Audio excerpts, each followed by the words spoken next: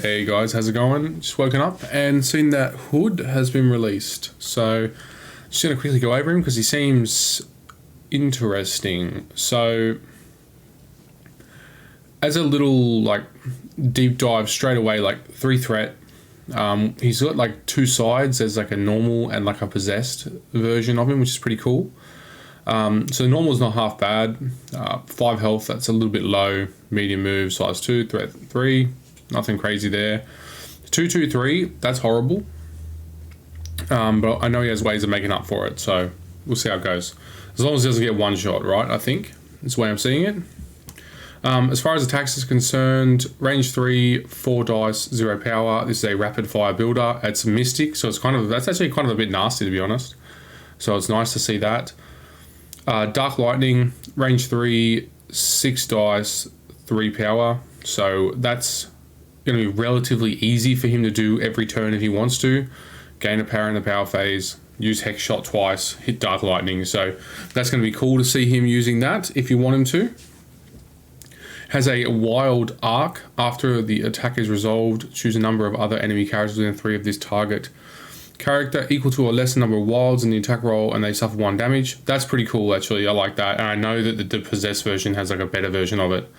And auto shock. Auto shock, that's really nice. I think Thor is the only other one that can do that.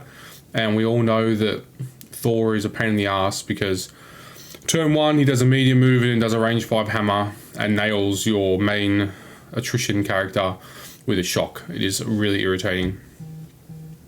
We have Black Arts, 3 power, choose another allied character within 3 of this character. The chosen character may remove up to 3 wounds, sorry.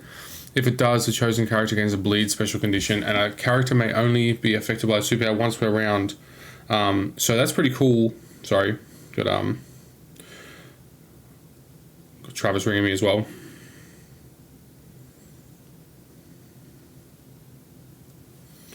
And I'll put that on silence. Apologies, guys, but I'm not doing a retake. Cool. So that's really interesting. It's like Doctor Strange's 3 wounds heal, but not on a 5 threat. So it's nice to see we've got a 2 threat healer, a 3 threat healer, and a 5 threat healer. So at some point we're going to need a 4 threat, no doubt, but here we are. And once per round, a character can be affected by it. So if you happen to have gotten smashed the round before, you can, if you want to, use this on 2 of your characters. Invisibility Cloak, 2 power. When this character is targeted by an attack or would make a dodge roll, you may use this superpower. This character uses Mystic Defense to defend and dodge. During this defense or dodge roll, this character adds blanks in its roll to its total successes. I don't know how I feel about this, because paying 2 power to get 1 extra defense dice is really, really far below curve. But getting blanks as successes for all of its defense. Now let me just read this again.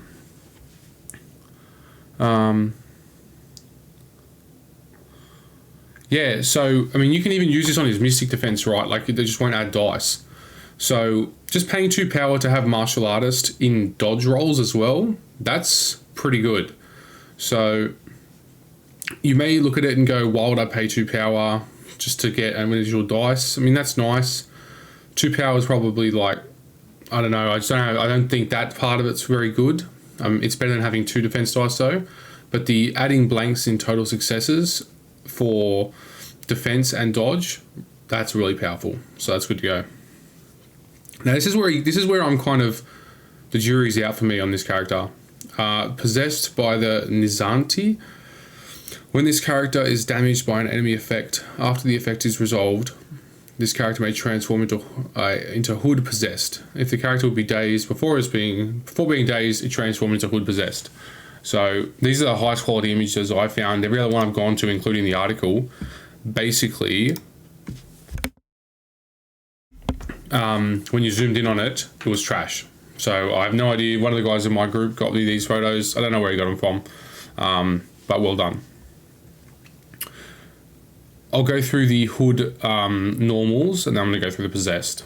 So nothing's changed here. Exact same stat line. 5/5 for 3 threats, maybe 1 health below par, but he makes up for it. Until I just woke up. So there's nothing different here, so there's no point in going around that. Now we get to the Hood Possessed. Now, love the artwork. He looks like an absolute beast. Stat line, identical. We have 2 new attacks. We have Razor Talons, which is a range 2 6 dice builder. That is spectacular on a 3 threat. I think Ant-Man's the only other person I know in the game with a 6 dice builder on 3 threat. Albeit this one's got some caveats behind it, and so does Ant-Man. So it's good to see that they are open to the idea of adding 6 dice attacks to 3 threat builders, but obviously there's going to be some downsides, right? After it's resolved, gain power equal to damage dealt. You're going to get a lot of power off this. Wild Bleed, happy to see that. And after this attack is resolved, if the target was dazed or KO'd, transform back into normal. That's the downside. If you get a really big spike, you can accidentally swap mid-turn to something you don't want to be. Empowered Dark Lightning. So this is just a bigger version of his previous attack. Range 3, 8 dice, 4 power. That is primo. That is bang on. Like, that's above curve for nearly all 3 threats. It's Mystic as well, so it is just going to absolutely smash characters. We have Wild Empowered Arc. I'm assuming this is going to be a better version of the previous one. After this attack is resolved, choose a number of other enemy characters within 3 of the target character equal to or less than number of wilds and attack roll. They suffer 2 damage. Apologies. I had a late one last night. That is really good. That is crazy good. You hit a wild on 8 dice. I mean, 8-sided dice. You would feel bad if you didn't hit a single wild. You possibly could hit 2, and even 3 is not unheard of. Anything more than that's like just crazy talk, right? That's insane. Still has the auto shock. Downside being, you pay for this attack, you get it once, right? You're back into Hood normal until you've been damaged by an enemy effect again. That's really strong. That's really, really strong. We gain a action charge, 2 power. Awesome. He's going to have it once because he's been damaged by an enemy effect, right? So he's going to have it. Charge, Razor Talons into a Dark Empowered Lightning, like into an Empowered Dark Lightning. That's going to absolutely just be soul destroying for your opponent. So I like to see that. Demonic Resilience. When this character would suffer wounds from an enemy effect, reduce the amount suffered by 2 to a minimum 1. That's nuts. So he doesn't get the blanks of success like his other side does, but I mean, we've all seen it with a character that reduces the enemy damage by 1. You roll 3 or 4 hits, they roll 1 to 2 blocks, they take 1 damage. So you roll 3 or 4 hits against this guy, he rolls 1 block on 2 dice, which is not, that's something you'd expect 1 block on 2 dice, and he takes 1 damage, or 2 damage at most. So on this side of it, he is going to be insane to try and bring down. Mystic Vulnerability. While defending against a Mystic attack, this character does not add additional dice to its defense roll as a result of crit results. That sucks. If the character is damaged by a Mystic attack, after the attack is resolved, okay, so this is the downsides. All of his transformation abilities, bar one of them, you have no control over. So a good Hood player is going to be adapting on the fly depending on what state he is in. That's the only way he's going to be of any worth, right? It's going to take a lot of games, a lot of practice with this guy to make him sing. But when he does, he is going to be an absolute savage. Charge, 6 dice builder, 8 dice big attack on this side. You would not be, you wouldn't not expect him to either A, be powered up from his Razor Talons, or B, wipe out 1 or 2 characters with the Empowered Dark Lightning, because it's within 3 for the Empowered Dark Lightning that you can pick a new target. And I guarantee you, if you've been doing, like if you've had spread damage or anything like that, you are going to see someone with 2 health left, or 3 health left, within 3 of a character that you've just hit with that Empowered Dark Lightning. So, something to watch out for. Even after you hit someone with the Razor Talons, 6 dice builder, they might only be left on 1 or 2, and then you just empower Dark Lightning their friend, and then just kill the person in front of you. It's really, really, really strong, okay? The big downside is that aside from the empowered Dark Lightning, where you pay the 4 power, knowing full well you're going to transform, every single other transformation available to you is determined by your opponent. Now, under a competitive setting, that might be a bit much. That's difficult from a competitive standpoint to want to like build turns off of this, right? Because you might build your entire turn off of I'm going to I don't have a priority, so my opponent's going to go first. I desperately need to activate Hood Healthy or Hood Normal first to heal 2 of my characters. Like I just need to get them back in the fight, get them so that they're not within range of death, and go from there. And they might just go, you know what? I'm just going to throw Hood into someone else. I'm going to deal a single damage to him. It's going to deal, that's damage by an enemy effect. He's now Hood possessed. And then you've got to dump 4 power or daze a character to do this, right? That's difficult. Aside from that, really cool. I like seeing new designs, floors, space for this. It's really good to see AMG still pushing the limit. I'll go back to the Hood Healthy. He's still got good attacks. Mystic Rapid Fire is nothing to turn your nose away at. Really powerful. The Dark Lightning is almost as good on this side and still does an auto shock, so you can still build turns around it. The Black Arts is not an action, so you can do your attacks and then drop Black Arts on some of your friendly characters to get them back in the fight, especially if they are a character that's immune to bleed, like Vision would pair exceptionally well with this card. I'm pretty sure Vision is anyway. Exceptionally well with Hood, because you can remove 3 wounds for 3 power and there's no downside. So that's really powerful. I definitely think he's going to be seen in a few squads as a splash character, because he has a really nice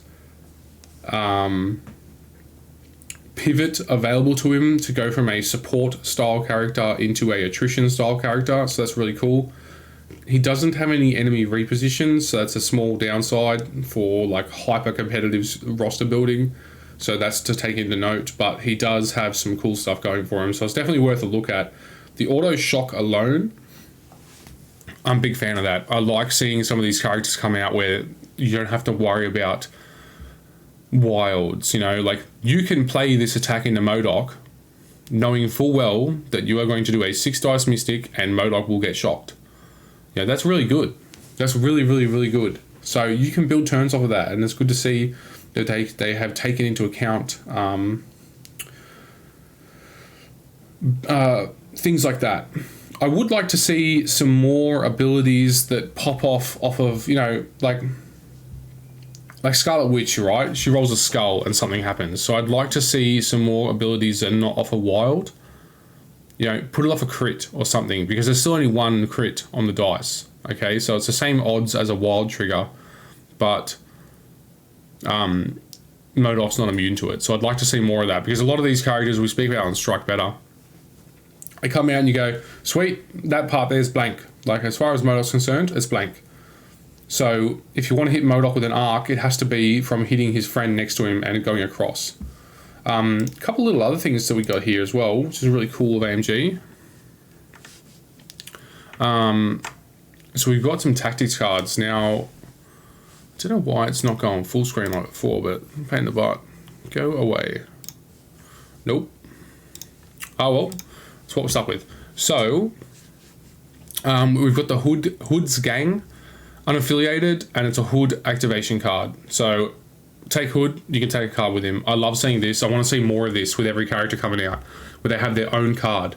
Because there's nothing worse than being like, this character has nothing to gain except for if he's in that affiliation, unless he does something really special and I can bring him across to a different affiliation.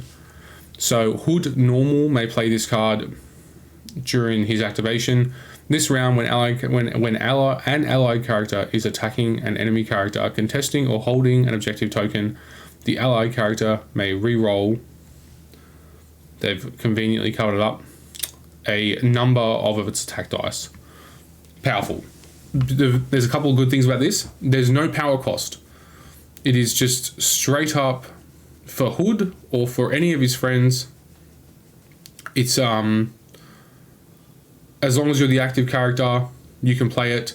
You can have already activated your Hood and be bringing in a Scarlet Witch or someone, and you can play this card and give Scarlet Witch rerolls. Like, it's really strong. That's an awesome tactic card. If you're bringing in Hood and you like playing Hood, I don't think there's a reason you would ever leave this at home, because that is just exceptional. That will always find its way into eight tactics cards when you're building a roster that involves Hood in it.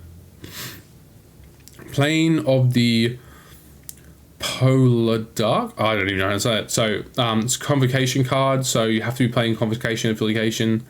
Active, so it's not reactive, so it has to be your turn, not your opponent's turn. Any Convocation character may spend 3 power to play this card. Choose an enemy character. Allied characters may re-roll any number of attack dice when making mystic attacks that target the chosen character this round. That is disgusting. So couple things, has to be Convocation. So, Ancient One, any of those characters can easily play this card. They all have extremely powerful attacks from what I've seen so far. Like, Ancient One's spender attack is basically like pay 4 power, delete this character. And this makes it really consistent. So it's cool to see that. It's like a little Dark Rain, but not as good. So really powerful, good to see. Seance, unaffiliated, active, Dr. Voodoo. So this is awesome as well, because we're going to see Dr. Voodoo in a lot of rosters. So he's going to have his own card. That's a win. Dr. Voodoo has to play the card. Straight away, first thing I see, there's no power cost. So this is even better than we thought. So just straight up, Dr. Voodoo can be tapped out. As long as he's not dazed or KO'd, he can play his card. While Dr. Voodoo has his Brother Daniel token, add 2 additional dice instead of 1 to his attack, defense, and dodge rolls when adding dice for each critical result this round.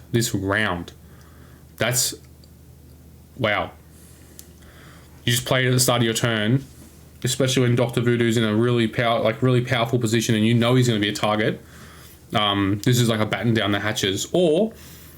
And the best part is, to add on top of that, when it is his turn, he gets to attack, he still gets the benefits. So it's not even like it's a purely defensive card. It's just a Dr. Voodoo becomes a god this round card. While another character has his Brother Daniel token, that character does not add dice to its attack and defense or dodge rolls when adding dice for critical results. That's amazing. That's honestly just spectacular. Really powerful. There was actually a couple of other cards that came out. I'm just going to grab them now because they looked really powerful as well. Just going to go and grab them as well. And they're from Midnight Suns. So you all know I've been playing Midnight Suns lately. I'm pretty sure that's going to be my affiliation moving into the next season. So we'll hit these as well. So Bats the Ghost Hound. Midnight Suns reactive. When an allied Midnight Suns character, so any character in your team, as long as you're playing Midnight Suns, as far as I read that, but don't quote me, is modifying its attack dice or defense dice, it may spend 2 power to play this card. Change one of the allied characters' attack or defense dice to any result. This effect may change skull results. That's amazing. Dormammu's out there, so you can change a skull, which takes a hit away from Dormammu, to a shield, which adds 1 to you. So it's like a net gain of 2. Really great. You can also just change it to a... You can't change it to a crit and add dice, I think, because it's what the timing on this.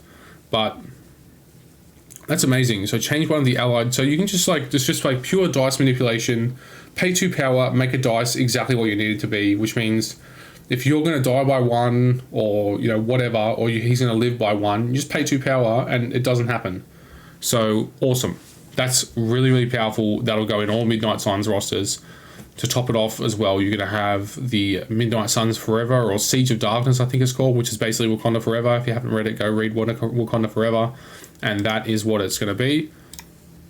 And we have Banishment. After an attack made by an allied Midnight Suns character is resolved, if the attack roll contained a crit, a wild, and a hit, the allied character may spend 2 power to play this card. The target character and any characters within 2 gain the stun special condition. That is straight up savage. Stun is one of the most frustrating conditions to deal with, because you don't realize how much power you lose to it until you come in and go, man, I just hit that guy for 6 damage and I got 1 power and now I can't do my spenders or my superpowers or anything. It really is just super powerful, and they can now dish it out en masse. So Midnight Suns are proven to be a really competitive, powerful roster, so one to watch out for. But yeah, that's it for me, guys. Hood looks good, so definitely worth a look. Just remember that your opponent has control over which Hood you're playing, so keep that in mind. But keep a game plan for both sides, and you'll be fine. Peace out, guys.